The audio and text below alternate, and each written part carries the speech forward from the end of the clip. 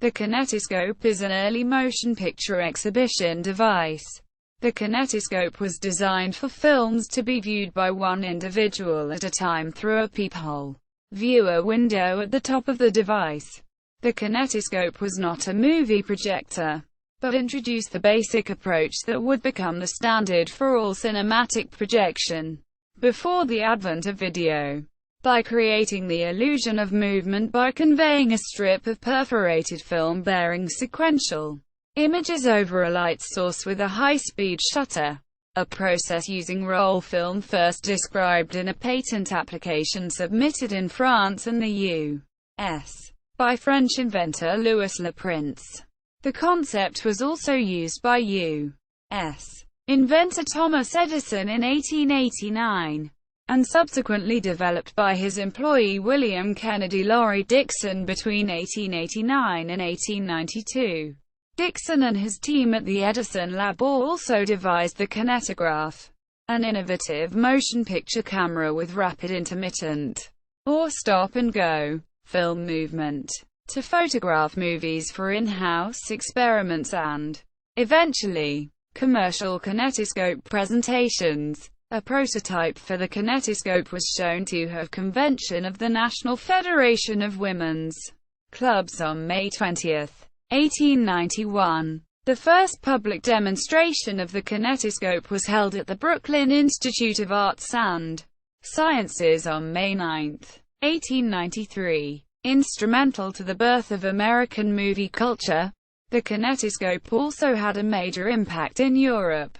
Its influence abroad was magnified by Edison's decision not to seek international patents on the device, facilitating numerous imitations of and improvements on the technology.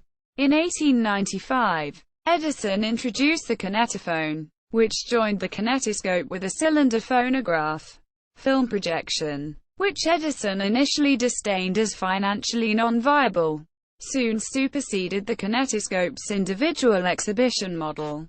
Many of the projection systems developed by Edison's firm in later years would use the kinetoscope. Name, development, and encounter with the work and ideas of photographic pioneer Edward Muybridge appears to have spurred Edison to pursue the development of a motion picture system. On February 25, 1888, in Orange, New Jersey, Muybridge gave a lecture that may have included a demonstration of his zoopraxiscope, a device that projected sequential images drawn around the edge of a glass disc, producing the illusion of motion.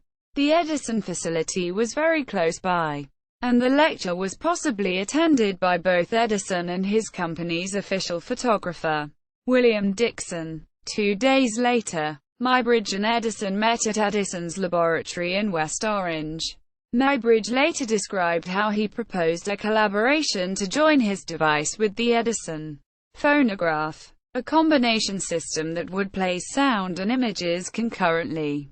No such collaboration was undertaken, but in October 1888, Edison filed a preliminary claim, known as a caveat, with the U.S. Patent Office announcing his plans to create a device that would do for the eye what the phonograph does for the ear. It is clear that it was intended as part of a complete audio-visual system. We may see and hear a whole opera as perfectly as if actually present. In March 1889, a second caveat was filed, in which the proposed motion picture device was given a name, kinetoscope, derived from the Greek roots kineto, movement, and scopo, to view. Edison assigned Dickson, one of his most talented employees, to the job of making the kinetoscope a reality.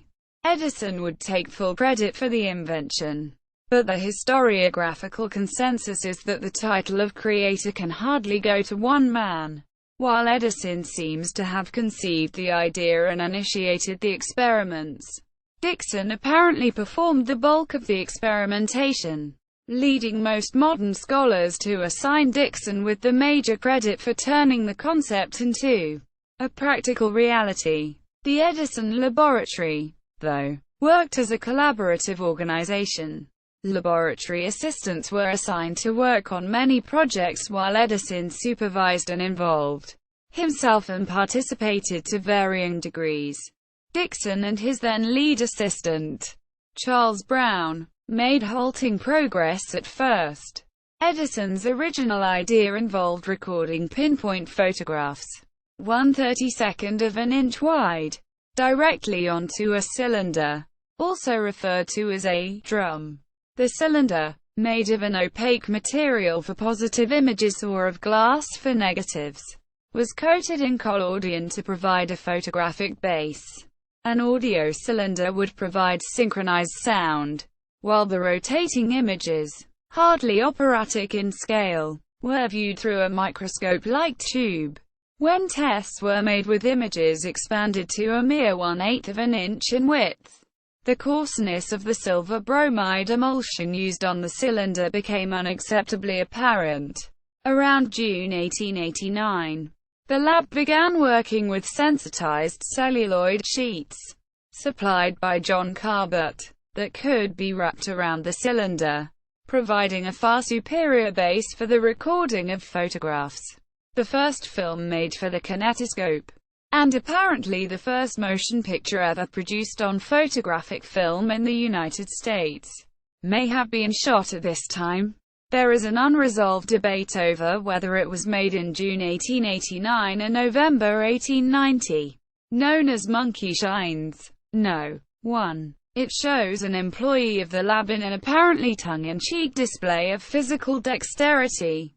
Attempts at synchronizing sound were soon left behind, while Dickson would also experiment with disc-based exhibition designs.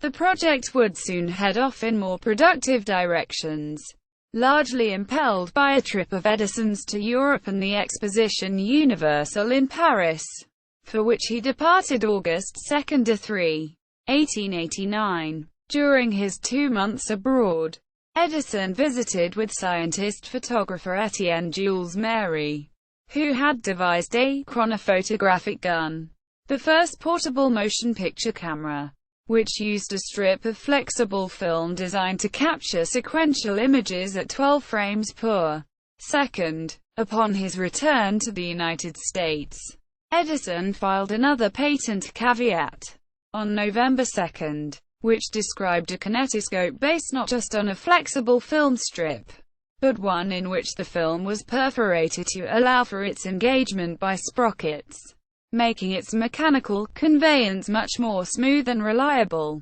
The first motion picture system to employ a perforated image band was apparently the Tete optique, patented by French inventor Charles-Émile Reynaud in 1888.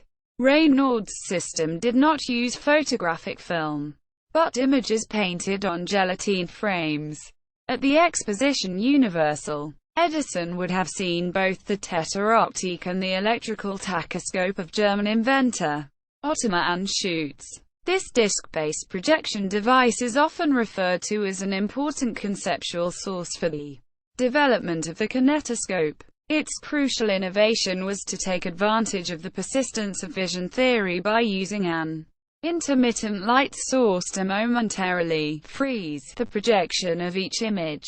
The goal was to facilitate the viewer's retention of many minutely different stages of a photographed activity, thus producing a highly effective illusion of constant motion.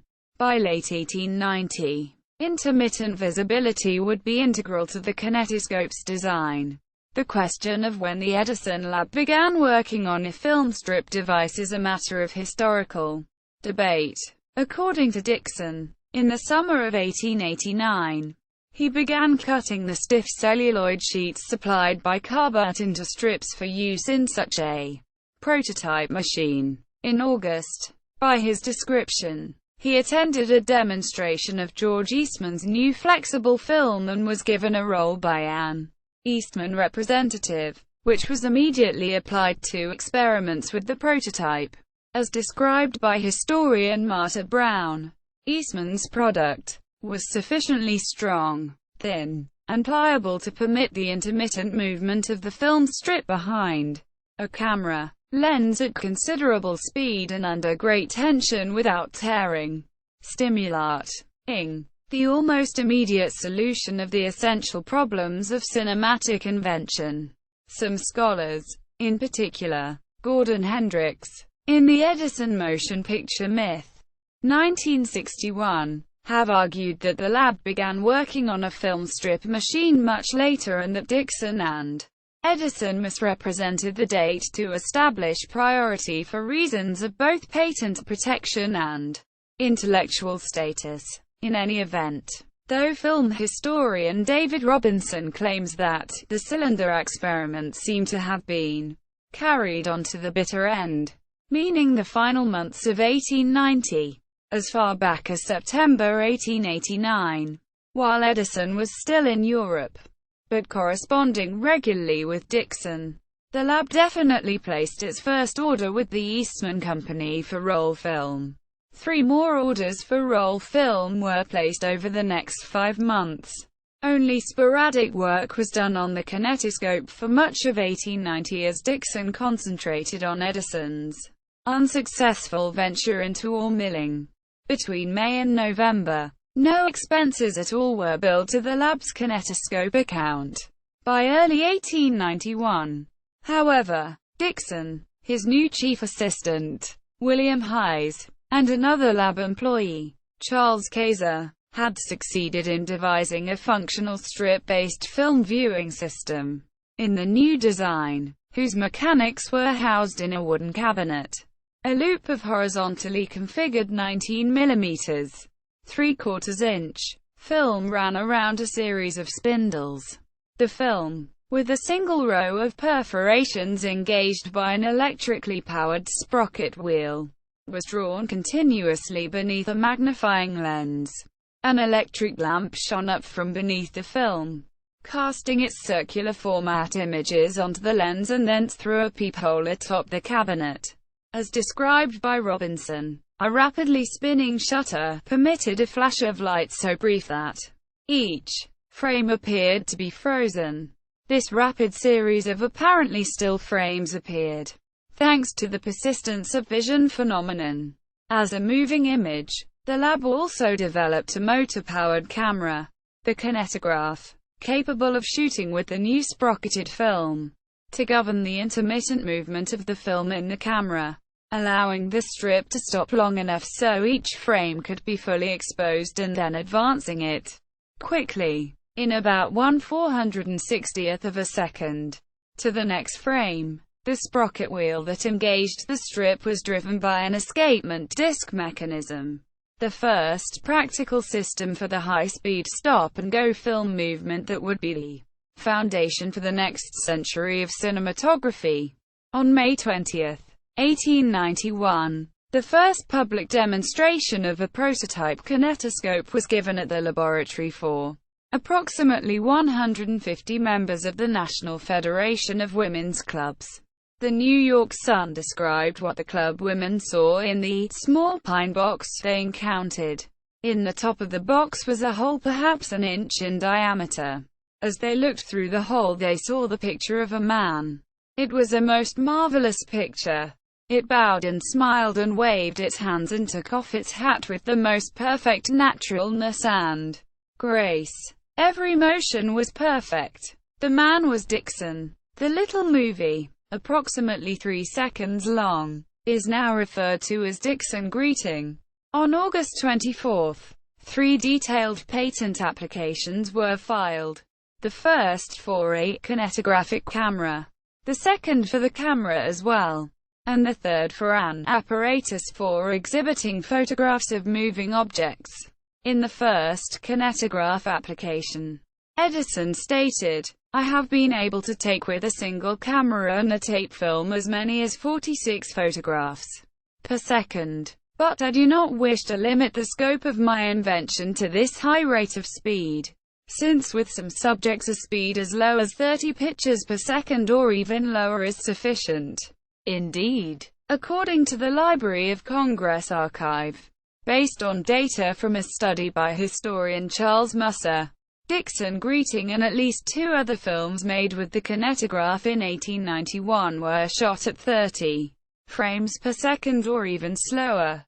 The kinetoscope application also included a plan for a stereoscopic film projection system that was apparently abandoned. In the spring of the following year, steps began to make coin operation via a nickel slot part of the mechanics of the viewing system. By autumn 1892, the design of the kinetoscope was essentially complete. The film strip, based on stock manufactured first by Eastman, and then, from April 1893 onward, by New York's Blair Camera Co., was 35 mm, 1 3/8 inches wide. Each vertically sequenced frame bore a rectangular image and 4 perforations on each side. Within a few years, this basic format would be adopted globally as the standard for motion picture film, which it remains to this day. The publication in the October 1892 phonogram of cinematographic sequences shot in the format demonstrates that the kinetograph had already been reconfigured to produce movies with the new film. As for the kinetoscope itself, there is a significant disagreement over the location of the shutter providing the crucial intermittent visibility effect. According to a report by inventor Hermann Kassler described as authoritative by Hendrix, who personally examined 5 of the 6 still extant first-generation devices, just above the film, a shutter wheel having 5 spokes and a very small rectangular opening in the rim rotates directly over the film. An incandescent lamp is placed below the film, and the light passes up through the film shutter opening and magnifying lens to the eye of the observer placed at the opening in the top of the case. Robinson, on the other hand, says the shutter, which he agrees has only a single slit, is positioned lower, between the lamp and film. The Kassler-Hendrix description is supported by the diagrams of the kinetoscope that accompany the 1891 patent application. In particular, Diagram 2, a side view. It does not illustrate the shutter, but it shows the impossibility of it fitting between the lamp and the film without a major redesign and indicates a space that seems suitable for it between the film and the lens. Robinson's description, however, is supported by a photograph of a kinetoscope interior that appears in Hendrix's own book. On February 21, 1893, a patent was issued for the system that governed the intermittent movement of film in the kinetograph. However, Robinson, 1997, misleadingly stated that patents for the kinetograph camera and the kinetoscope viewer were finally issued in early 1893. p. 38. As explained by Brown, 1992, except for the device used to stop and start the moving film, which was granted a patent in 1893. All the parts of the application describing the camera were ultimately disallowed because of previous inventors' claims. p. 191. Also, Hendrix, 1961, described the outcome of the camera patent similarly to Brown. pp. 136 to 137. The facts in sum are: a patent solely for the intermittent movement apparatus was issued in February 1893. b. All the other elements of the original kinetograph patent applications were successfully challenged. And c. A patent, number 589168, for a complete kinetograph camera, one substantially different from that described in the original applications, was issued on August 31, 1897. The escapement-based mechanism would be superseded within a few years by competing systems, in particular those based on the so-called Geneva drive or Maltese cross that would become the norm for both movie cameras and projectors. The exhibition device itself, which, despite erroneous accounts to the contrary, never employed intermittent film movement, only intermittent lighting of viewing, was finally awarded its patent, number 493,426. On March 14, the kinetoscope was ready to be unveiled. Going public. The premiere of the completed kinetoscope was held not at the Chicago World's Fair, as originally scheduled, but at the Brooklyn Institute of Arts and Sciences on May 9, 1893. The first film publicly shown on the system was Blacksmith Scene, aka Blacksmiths, directed by Dickson and shot by Hayes.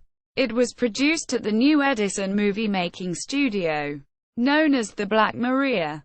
Despite extensive promotion, a major display of the kinetoscope, involving as many as 25 machines, never took place at the Chicago Exposition.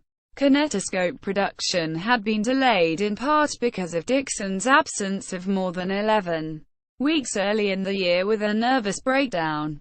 Robinson argues that speculation that a single kinetoscope reached the fair seems to be conclusively dismissed by an 1894 leaflet issued for the launching of the invention in London, which states, "The kinetoscope was not perfected in time for the Great Fair."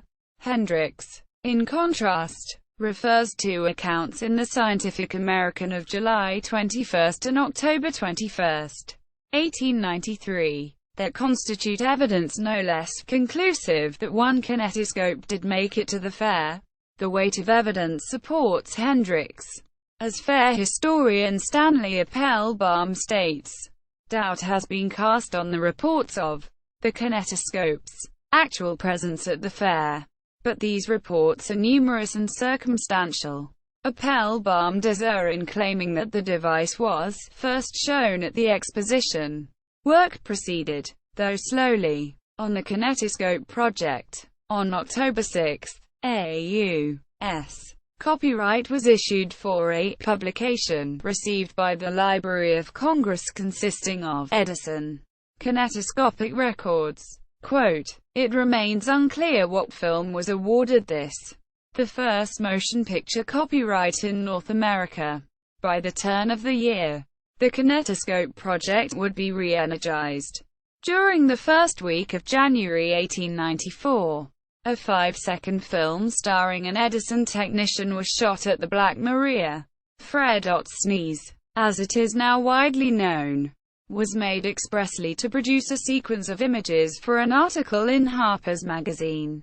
Never intended for exhibition, it would become one of the most famous Edison films and the first identifiable motion picture to receive a U.S. copyright. 3 months later, the kinetoscope's epochal moment arrived.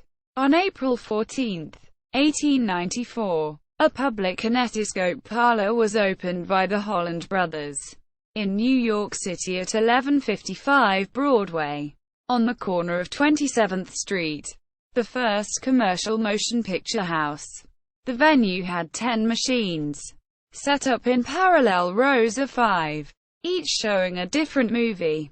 For 25 cents a viewer could see all the films in either row. $50 gave access to the entire bill. The machines were purchased from the new Kinetoscope Company, which had contracted with Edison for their production.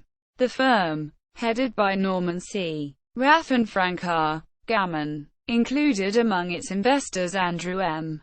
Holland, one of the entrepreneurial siblings, and Edison's former business chief, Alfred O. Tate. The 10 films that comprise the first commercial movie program, all shot at the Black Maria, were descriptively titled Barber Shop, Bertoldi, Mouth Support, Ina Bertoldi, A British Vaudeville Contortionist, Bertoldi, Table Contortion, Blacksmiths, Roosters, Some Manner of Cockfight, Highland Dance, Horseshoeing, Sando, Eugen Sando, a German strongman managed by Florenz Ziegfeld, Trapeze, and Wrestling. As historian Charles Musser describes, a profound transformation of American life and performance culture had begun. 25 cents for no more than a few minutes of entertainment was hardly cheap diversion. For the same amount, one could purchase a ticket to a major vaudeville theater. When America's first amusement park opened in Coney Island the following year, a 25-cent entrance fee covered admission to 3 rides, a performing sea lion show, and a dance hall. The Kinetoscope was an immediate success, however, and by June 1, the Hollands were also operating venues in Chicago and San Francisco. Entrepreneurs, including Raff and Gammon, with their own international novelty co., were soon running kinetoscope parlors and temporary exhibition venues around the United States. New firms joined the Kinetoscope company in commissioning and marketing the machines. The kinetoscope exhibition spaces were largely, though not uniformly, profitable. After 50 weeks in operation, the Holland's New York parlor had generated approximately $1,400 in monthly receipts against an estimated $515 in monthly operating costs. Receipts from the Chicago venue, located in a Masonic temple, were substantially lower, about $700 a month, though presumably operating costs were lower as well. For each machine, Edison's business at first generally charged $250 to the Kinetoscope company and other distributors, which would use them in their own exhibition parlors or resell them to independent exhibitors. Individual films were initially priced by Edison at $10. During the Kinetoscope's first 11 months of commercialization, the sale of viewing machines, films, and auxiliary items generated a profit of more than $85,000 for Edison's company. One of the new firms to enter the field was the Kinetoscope Exhibition Company. The firm's partners, brothers Otway and Gray Latham, Otway's friend Enoch Rector, and their employer, Samuel J. Tilden, Jr., sought to combine the popularity of the kinetoscope with that of prize-fighting. This led to a series of significant developments in the motion picture field. The kinetograph was then capable of shooting only a 50-foot-long negative. Evidence suggests 48 feet, 15 meters. Feet was the longest length actually used, at 16 frames per foot. This meant a maximum running time of 20 seconds at 40 frames per second, FPS, the speed most frequently employed with the camera. At the rate of 30 FPS that had been used as far back as 1891, a film could run for almost 27 seconds. Hendricks identifies Sandow as having been shot at 16 FPS, as does the Library of Congress in its online catalog, where its duration is listed as 40 seconds. Even at the slowest of these rates, the running time would not have been enough to accommodate a satisfactory exchange of fisticuffs. 16 FPS, as well, might have been thought to give too herky-jerky a visual effect for enjoyment of the sport. The kinetograph and kinetoscope were modified, possibly with Rector's assistance, so they could manage film strips 3 times longer than had previously been used. On June 14, a match with abbreviated rounds was staged between boxers Michael Leonard and Jack Cushing at the Black Maria. 750 feet worth of images or even more were shot at the rate of 30 FPS. Easily the longest motion picture to date. In August 1894, the film premiered at the Kinetoscope Exhibition Company's parlor at 83 Nassau Street in New York. A half-dozen expanded kinetoscope machines each showed a different round of the fight for a dime, meaning 60 cents to see the complete bout. For a planned series of follow-up fights, of which the outcome of at least the first was fixed, the Lathams signed famous heavyweight James J. Corbett, stipulating that his image could not be recorded by any other kinetoscope company. The first movie star contract. Just 3 months after the commercial debut of the motion picture came the first recorded instance of motion picture censorship. The film in question showed a performance by the Spanish dancer Carmencita. a New York musical star since the beginning of the decade. According to one description of her live act, she communicated an intense sexuality across the footlights that led male reporters to write long, exuberant columns about her performance. Articles that would later be reproduced in the Edison film catalog. The Kinetoscope movie of her dance, shot at the Black Maria in mid-March 1894, was playing in the New Jersey resort town Asbury Park by summer. The town's founder, James A. Bradley, a real estate developer and leading member of the Methodist community, had recently been elected a state senator. The Newark Evening News of 17 July 1894 reported that Senator Bradley was so shocked by the glimpse of Carmencita's ankles and lace that he complained to Mayor Ten Broeck. The showman was thereupon ordered to withdraw the offending film, which he replaced with boxing cats. The following month, a San Francisco exhibitor was arrested for a kinetoscope operation, alleged to be indecent. The group whose disgruntlement occasioned the arrest was the Pacific Society for the Suppression of Vice, whose targets included illicit literature, obscene pictures and books, the sale of morphine, cocaine, opium, tobacco and liquors to minors, lottery tickets, etc., and which proudly took credit for having caused 70 arrests and obtained 48 convictions in a recent 2-month span. The kinetoscope was also gaining notice on the other side of the Atlantic. In the summer of 1894, it was demonstrated at 20 Boulevard Poissonnière in Paris. This was one of the primary inspirations to the Lumière brothers, who would go on to develop the first commercially successful movie projection system. On October 17, 1894, the first kinetoscope parlor outside the United States opened in London. Dissemination of the system proceeded rapidly in Europe, as Edison had left his patents unprotected overseas. The most likely reason was the technology's reliance on a variety of foreign innovations and a consequent belief that patent applications would have little chance of success. An alternative view, however, used to be popular. The 1971 edition of the Encyclopaedia Britannica, for instance, claims that Edison apparently thought so little of his invention that he failed to pay the $150 that would have granted him an international copyright. Sick. As recently as 2004, Andrew Rausch stated that Edison balked at a $150 fee for overseas patents, and saw little commercial value in the kinetoscope, given that Edison, as much a businessman as an inventor, spent approximately $24,000 on the system's development and went so far as to build a facility expressly for movie making before his U.S. patent was awarded. Rausch's interpretation is not widely shared by present-day scholars. Whatever the cause, two Greek entrepreneurs, George Georgiades and George Tragedies, took advantage of the opening, already successfully operating a pair of London movie parlors with Edison kinetoscopes. They commissioned English inventor and manufacturer Robert W.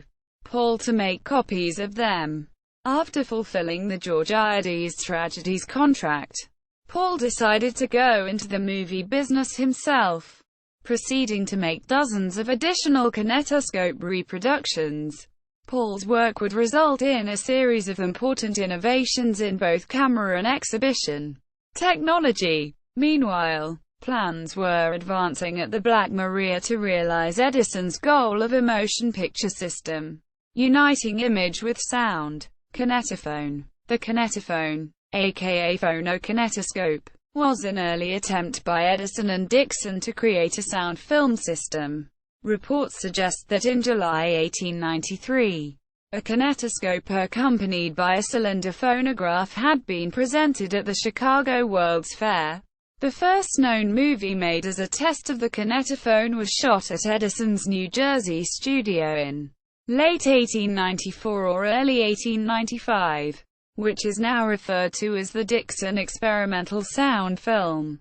This film, along with a short film from 1913 called Nursery Favorites and a 1912 demonstration film, are the only surviving movies with live recorded sound made for the kinetophone.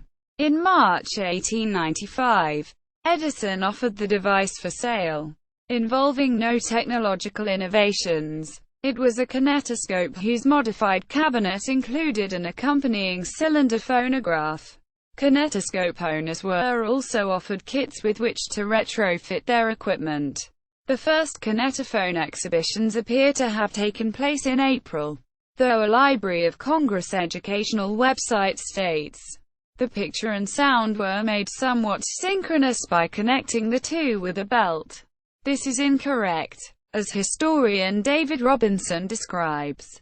The kinetophone made no attempt at synchronization. The viewer listened through tubes to a phonograph concealed in the cabinet and performing approximately appropriate music or other sound. Historian Douglas Gomery concurs, quote, "Edison did not try to synchronize sound and image." Leading production sound mixer Mark Ulano writes, quote, "NLY 45 kinetophones were made. They did not play synchronously other than the phonograph turned on when viewing and off when stopped. Though the surviving Dickson test involves live recorded sound, certainly most, and probably all, of the films marketed for the kinetophone were shot as silents, predominantly march or dance subjects.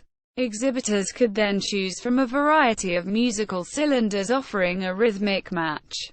For example, 3 different cylinders with orchestral performances were proposed as accompaniments for Carmencita, Vals Santiago, La Paloma, and Alma Danza Española. Even as Edison followed his dream of securing the kinetoscope's popularity by adding sound to its allure, many in the field were beginning to suspect that film projection was the next step that should be pursued. When Norman Raff communicated his customers' interest in such a system to Edison, the great inventor summarily rejected the notion. "No. If we make this screen machine that you are asking for, it will spoil everything. We are making these peep show machines and selling a lot of them at a good profit. If we put out a screen machine, there will be a use for maybe about 10 of them in the whole United States. With that many screen machines you could show the pictures to everybody in the country. And then it would be done. Let's not kill the goose that lays the golden egg." Under continuing pressure from Raff, Edison eventually conceded to investigate the possibility of developing a projection system. He seconded one of his lab's technicians to the Kinetoscope company to initiate the work, without informing Dickson. Dickson's ultimate discovery of this move appears to have been one of the central factors leading to his break with Edison that occurred in spring 1895. Projecting kinetoscopes. Over the course of 1895, it became clear that the kinetoscope was going to lose out on one end to projected motion pictures, and, on the other, to a new peep show device, the cheap, flipbook-based mutoscope. In its second year of commercialization, the kinetoscope operations profits plummeted by more than 95%, to just over $4,000. The Latham brothers and their father, Woodville, had retained the services of former Edison employee Eugene Lauster and then, in April 1895, Dickson himself to develop a film projection system. On May 20, in New York City, the new Idoloscope was used for the first commercial screening of a motion picture, a boxing match between young Griffo and Charles Barnett, 4 or 8 minutes long. European inventors, most prominently the Lumieres and Germany's Skladanowski brothers, were moving forward with similar systems. By the beginning of 1896, Edison had turned his attention to promoting a projector technology, the phantoscope, developed by young inventors Charles Francis Jenkins and Thomas Armat. The rights to the system had been acquired by Raff and Gammon, who redubbed it the Vitascope and arranged with Edison to present himself as its creator. With Dickson having left his employ, the kinetophone was soon mothballed and Edison suspended work on sound cinema for an extended period, departing the Vitascope operation after little more than a year. Edison commissioned the development of his own projection systems, the projectoscope, and then multiple iterations of the projecting kinetoscope. In 1912, he introduced the ambitious and expensive home projecting kinetoscope, which employed a unique format of 3 parallel columns of sequential frames on one strip of film. The middle column ran through the machine in the reverse direction from its neighbors. It was a commercial failure. 4 years later, the Edison operation came out with its last substantial new film exhibition technology, a short-lived theatrical system called the superkinetoscope. Much of the Edison Company's most creative work in the motion picture field from 1897 on involved the use of kinetoscope-related patents in threatened or actual lawsuits for the purpose of financially pressuring or blocking commercial rivals. As far back as the Vitascope days, some exhibitors had screened films accompanied by phonographs playing appropriate, though very roughly timed, sound effects, in the style of the kinetophone described above. Rhythmically matching recordings were also made available for march and dance subjects. While Edison oversaw cursory sound cinema experiments after the success of The Great Train Robbery, 1903, and other Edison Manufacturing Company productions, it was not until 1908 that he returned in earnest to the combined audio-visual concept that had first led him to enter the motion picture field. Edison patented a synchronization system connecting a projector and a phonograph, located behind the screen, via an assembly of 3 rigid shafts, a vertical one descending from each device, joined by a third running horizontally the entire length of the theater, beneath the floor. 2 years later, he supervised a press demonstration at the laboratory of a sound film system of either this or a later design. In 1913, Edison finally introduced the new kinetophone.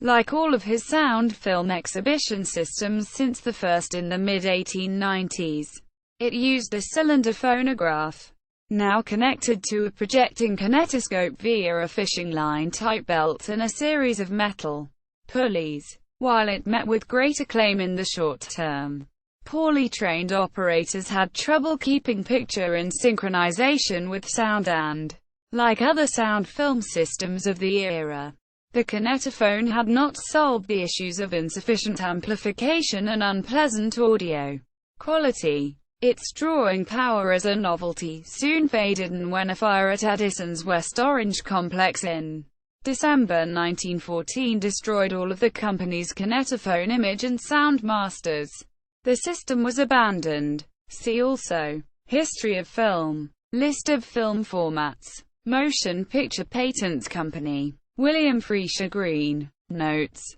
Bibliography, Edison Motion Picture Equipment Chronology, part of Professor Hall's Silent Movies website, Machines Illustrated Survey of Early Cinematic Equipment, part of the Who's Who of Victorian Cinema website, Motion Pictures, Chap. 21 of Edison, His Life and Inventions, 1910, by Frank Lewis Dyer, Edison lawyer, and Thomas Comerford Martin, AIEX president. Technology, Kinetoscope essay with technical analysis of the system, part of the Early Cinema.com website. Voice trial, Kinetophone actor audition by Franklin Ord, MP3 audio file of undated audition, part of Project Gutenberg. Voice trial, Kinetophone actor audition by Siegfried von Schultz, MP3 audio file of undated audition, part of Project Gutenberg. Kinetoscope films, Edison National Historic Site, Blacksmith Scene, 1893, Sandow, 1894, Serpentine Dance, ca. 1894–95, Edison at work in his chemistry lab. N.D. Note that the KISS 1896 was shot not for the kinetoscope but for vitascope projection. Library of Congress. 25 films from 1891 through 1895.